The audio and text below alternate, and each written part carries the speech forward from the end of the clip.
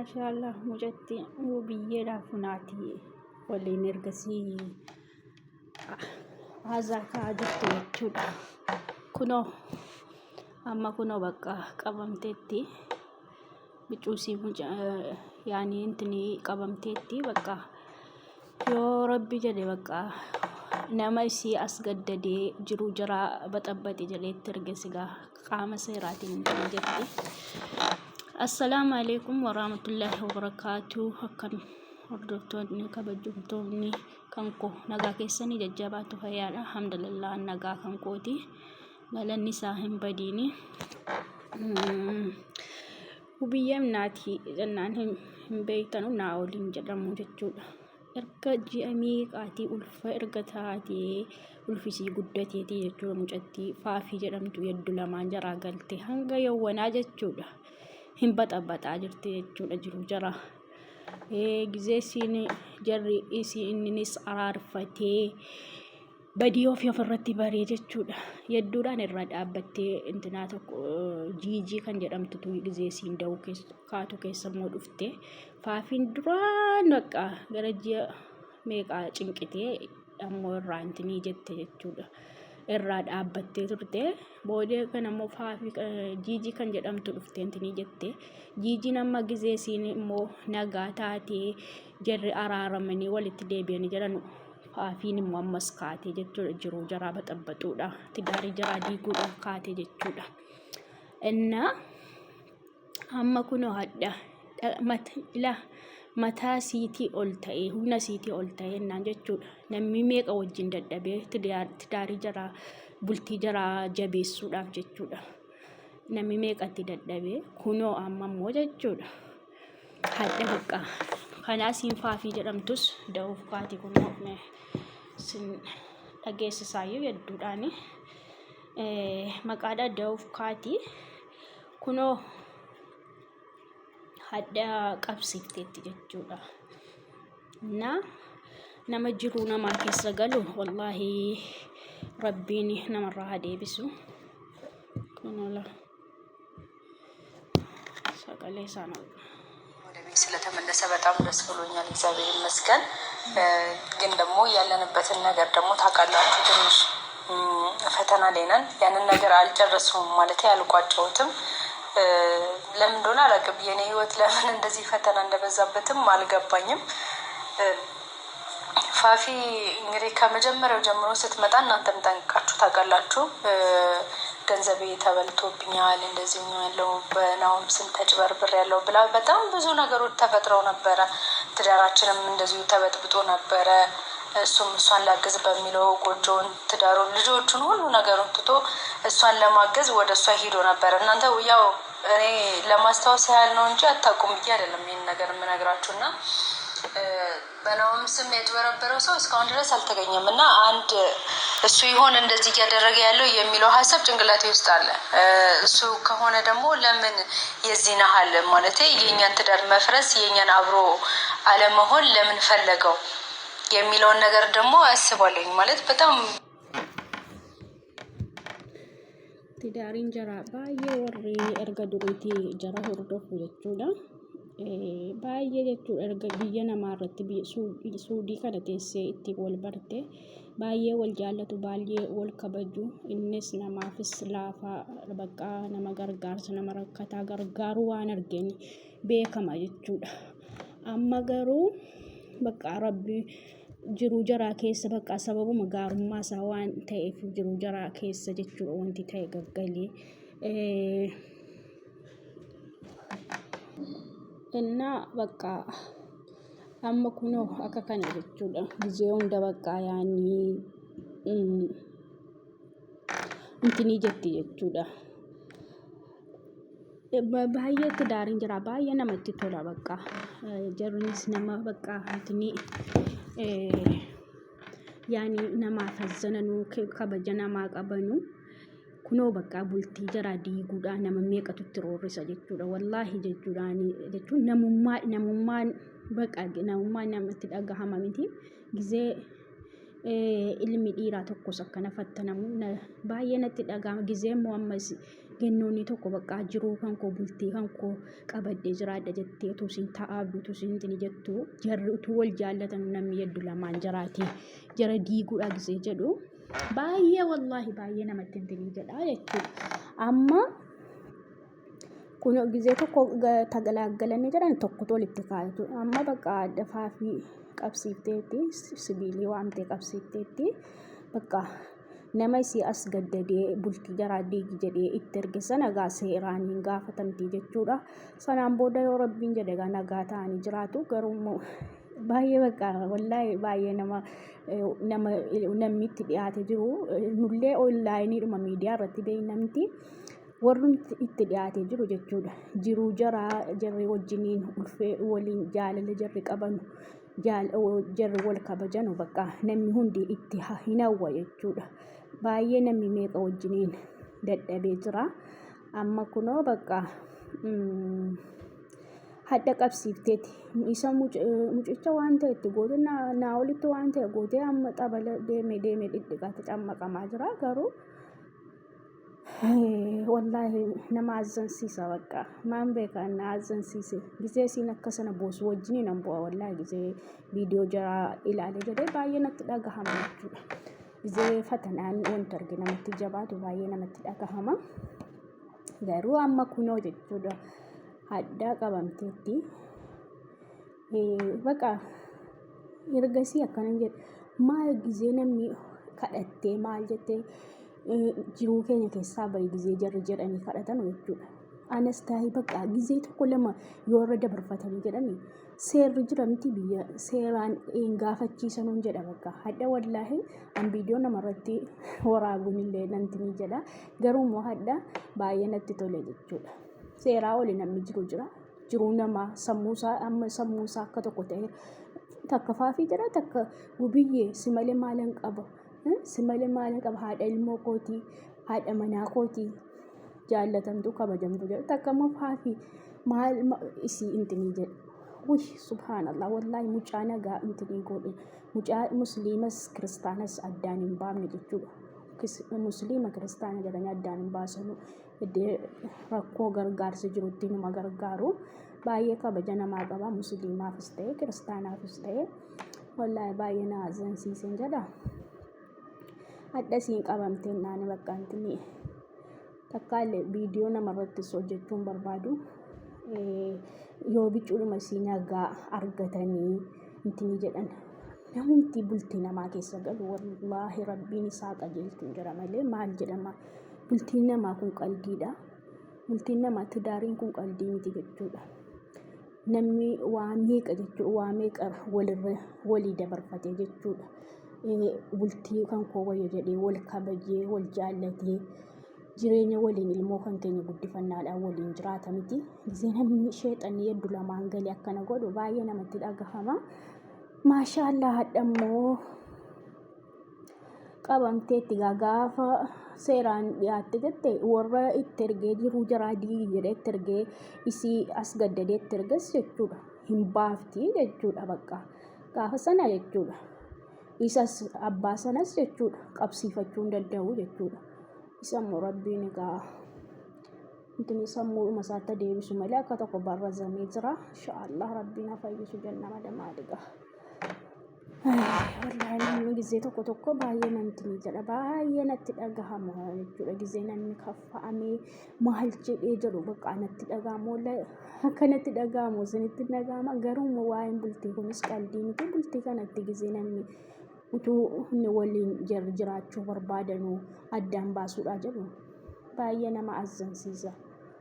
Rabbiin hanga galgalaa waliin haa teessisu. Akkasiin jedha. Akkam jajjabaattutti nagaa keessanii laayikii sabiskiraaybii sheerii naa godhaan jedha. Jabaadhaa kumaan nagaa jennaan innimti godhee sabiskiraaybii godhe gaabbitanii jalaa baatu moo maayini deebifattuu bataame garmaadha. Wallaahi nama dhibaa jechuudha. Maal jechuudha inni waan tokko yoo kaatanii sixootaa namaa kennitan namni deebisee ka'ee deebisee sixootaa sanaan nama harkaa fudhatu maal jedhama jechuudha. Fakkeenyaaf ilaalan magaalaa fiqaadinyaadhuma taatanii sabiskiraaybii naa gootanii miti gizee deebitanii immoo jalaa dhuftanii immoo of narraa deebistanu jechuudha. Namuma sixootaa namaa kennee ka'ee namarraa fudhatu hin fakkaatu. Baay'ee wallaahi baay'ee miti nama dabbaraan siniin jedha. Warri guddina namaa barbaadan warri namni fayyadamuu namni hamma silaarraa ol guddachuu dabalamuu gammaduu barbaadan naaf godhaa amma sabiskiraaybii laayikii sheerii hanga macarrashaatti immoo ilaalaan siniin jedha. Innaa moolaa yaani amileedhuma namaa ta'a. Amilee yoo namaa taatan jechuudha wallaahi yoo namni jabaachuudhaan namni guutumtii jechuudhaan namni fayyadamuudhaan namni aara galfachuudhaan namni jiruunsaa ol guddachuudhaan maaliiniyyuu gammachuu yoo qabaate namni waan akkasii namaa gammadu jechuudha. Rabbiin biraayis sawaaba itti argata. Namni immoo guddina namaa jibbu jechuudha. Silaa faayidaan qabu waa tokko faayidaan qabu jechuudha. Utuma namatti qanna'u utuma gubatu jechuudha. Qaniisaa gahinnaan asirraa deema jechuudha. Waan hojjechuu jettan jechuudha. Rabbiif jecha namaaf hojjedha. Rabbiif jecha namaaf ta'a.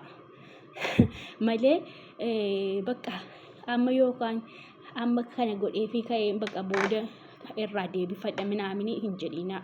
Fakkeenyuma isinii hime jechuudha. Naaf sabiskiraaybii naa gootanii na jalaa baafattanus bakka waan naqannasuun qabu waan na dabaluun qabu inni adda baafatee jedhe borimmoo addisiitu iddeenaa bu'aa rakkoon qabu garuu walii fazzanii bakka wanti hin taane dubbatamu bakka arraba bakka wanti biidiyoon hin taane waraabamu hundi keenya iyyuu wal beekna achi qofa dhaabbanna jechuudha. Garuu immoo nama haasuma gorsa uma tokko haasaa qunna garaa keessaa tokko argatamu mataa ofii gadi qabee nama hojjechuu barbaadu jechuudha. Gargaaruu hin beeknu amaluma keenyaa waan isaan beeku. Garuu immoo silaanuu warri kushiina harabaa keessa jirru immoo wal guddisuu qabna jechuudha. Akka mana harabaa keessatti biidiyoon kun waraabamus jechuudha. Hundi keessanuu hin beektu jechuudha jiru biyya harabaa jechuudha.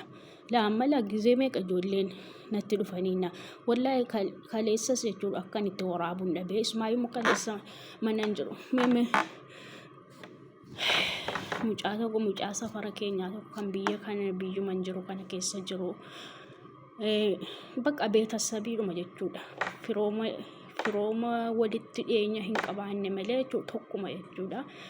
Gadda gaafa sanyoo halkan makiinaan asuma keessatti rukutee tuni karaa makiinaa dhaabbatee gar tokko dhaabee jechuudha. Warra makiinaa keessatti dhiisee rabbiin kadhadhaa fi adara akka rabbiin ijoollee isaatti maatii isaa irratti rabbiin hambiseetuma mana isaatti deebisuuf rabbiin kadhadhaa. Isa gaafii mana obsitaa dammaa galuu hin danda'amu bakka qanii keessaa sa'aatii tokkittii qofa maatiin biyyarraa dhufanii naan bakka jara obboleettiin tokko Dubaayiidhaan dhuftee jettee haatiniif obboleessi immoo biyyaa dhufanii naan jara dubbisuu mucichas gaafachuu akkanitti jiru jaruma gaafadhee baruudhaa dhaqee addammoo baay'ee silaa caala siluma ammallee of hin barre jedhanii isiidhuma kaleessa bicuu si lawxii qaba jedhanii jara maatii jajjabeessaa jiran jechuudha. Haddammoo akka tokko jedhanii haasa'aa jiru hadaraa du'aa godhaa fi kanuma keessan bakka kaleessa rabbashamee gaafa arbiin dhagayanii hedduu kana rabbashamee biidiyoo waraabaan jiru jedha. Inshaallah du'aa godhaa fi amantaanuma itti amantanuun rabbii keessan kadhadhaa fi hadaraa akkuma inni fayyaa warri immoo da'uudha adda borii kaleessa dhayxee galtee. Operaasyooniidhaan deessi bakka utaalloo akka qufaa wayii qabee jira inni si dhiisu malee jedhanii kaleessa sin deebisanii hadha sin deebisanii innoo hin jiru miirri isa fiddu malee sin abashoonni sobdu minaaminii jedhanii ankarattataa jiru isiisi rabbumaan kadhadhaa fi hadaraan jedha. Abbaan biidiyoo kana simbira gahe hadaraa rabbiin kadhadhaa fi akka mucichi kun fa'i mucaan rabbiin sodaatu jechuudha. Mucaa wallaahi rabbii isaa baay'ee sodaatu kabajaa namaa qabutu bakka gadi baheetuma bakka hamma bicuutti rukutame kun erga gaafa guyyaa 6 gaheera intini hin jenne jedha of hin barree isuma haadhatti jabaatee jira jedhanii wallaahi rabbiin obbolaan haati jarumti nu of wallaalanii uneetaa isaa dhaqanii gizee ilaalanii jedhanu hafuu ittiin qabu jedhanii jarumti nuyyuu akka tokko of wallaalanii jiranii naan jedhanii turanii namni jara bira jiru. Innaa meeme rabbiin kadhadhaa fi akka haadhattiin kunillee gammachuudhaan fayyifattee rabbiin fayyiseenaan obboleessinis obboleettiin Dubaayiidhaa kaatee dhufte ijoollee gattee dhufte isiinis gammachuudhaan inni fayyeennaan obboree fayyeennaan jechuudha. Biyya isiitti ijoollee isiitti deebitutti rabbiin kadhadhaa haatinis obboleessinis immoo akkuma ni rabbiin fayyisee gammadanii biyya jiraatti deebi'anii galan rabbiin kadhadhaafiin sinin jedha. Waan akkanaatu jira mudannoo rabbiin akkuma fayyaa biyya keessanii sin baasee jedhe akkuma fayyaa biyya keenyaa baane jedhe rabbiin fayyaadhaan nu haa deebisu biyya namaa keessatti rabbiin nu hambisiin du'aan nu hambisiin jedha. Kanuma meemme du'aa godhaa mucichaaf du'aa godhaa ofii keessaniis adagaa akkanaa rabbiin sinirraa hin ga'in adagaa makiinaa adagaa ibiddaa adagaa bishaanii rabbiin adagaa muuma biraatiin namantinii jedhu rabbiin sinirraa qabu kana arfan baay'een sodaadha rabbiin sinirraa haa deebisuun jedha. Wallaahi kanarratti intinii jedheen isin jedha waa'ee kan guyyee mobaayilii tokko qabanii keessas galtesin dhageessisee jedhamu እና ኩኖ ጋላ ግራ የሚያጋባ ነገር ውስጥ ነው ያለሁት እና ሀሳቧ ምን እንደሆነ አልገባኝም። እውነታውን አትነግረንም። ችግሯን እኮ መካፈል እኮ ፈልጋለሁ እንደ እህት እንደ ሴት ነፍሰ ጡር ናት። በዛ ላይ ያን ሁሉ አስቤ እኮ ችግሯን መጋፈጥ ወይ ደግሞ አብሬያት መሆን እኮ ፈልጋለሁ። ግን እውነታ የሚባል ነገር የለውም። የምታረጋቸው ነገሮች ከእውነታ የራቁ ነገሮች ናቸው እያረገችብኝ ያለችው ማለት ነው። በቃ ታርጌቷ ሙሉ ለሙሉ ናሆም ላይ ነው እንጂ የኔን ህይወት እንዴት አድርጌ ላስተካክል፣ እንደዚህ ገጥሞኛል፣ እንደዚህ ሆኛለሁ እንኳን የሚል ሀሳብ አቅርባልኝ አታውቅም። ሁሌ ትመጣለች፣ እኔ ላይ ነው የምደነፋው። ሁሌ ትመጣለች፣ ናሆም ምን ነው የምፈልገው ትላለች። ሁሌ ታርጌቷ ሙሉ ለሙሉ ናሆም ነው እና ያ ነገር ደግሞ ለምን እንደዚህ ሊሆን ቻለ? ለምን እንደዚህ ልታስብ ፈለገች? ማለቴ ከናሆም ምን ሊኖራት ይችላል? ሌላ እና ከከና ስንንጀዳ namni bultii namaa diiguus wallaahi rabbiin haqa jeelchu jechuudha malee baay'ee ulfaataadha. Bultii namaa keessa galanii bultii namaa diiguun baay'ee ulfaataadha. Gizee amma miidiyaa kanarratti ilaalamu wallaahi bultiin kun akka qaldiitti ijaaramu gizee akka qaldiitti namni dhufee namantinii jedhumoo baay'ee namatti dhaga'aman jedha. Warri bultii namaa keessa galtan of qoxxobaa warra afaan kan koo dhageessan jechuudha. Of qoxxabaa bultii namaa keessa hin galinaa kan keessan yoo rabbi isinii kennee bultii qabaattan jettan namni dhaggeeffatan kun kan bultii qabu yoo ta'e jechuudha. Bultii keessan jabeeffadhaan siniin jedha malee bultii namaatti galuun ajaadha. Rabbiin jechuudha nama jiru nama diigee jiru bultii namaa diigu bultiin isaas diigamaadha. Abadalla gizeedhumaaf iyyee ash gammadee intinii jedha malee jechuudha. Booda hinuma intinii jedha booda hinuma jechuudha. Bultiin isaa gaafa bultiin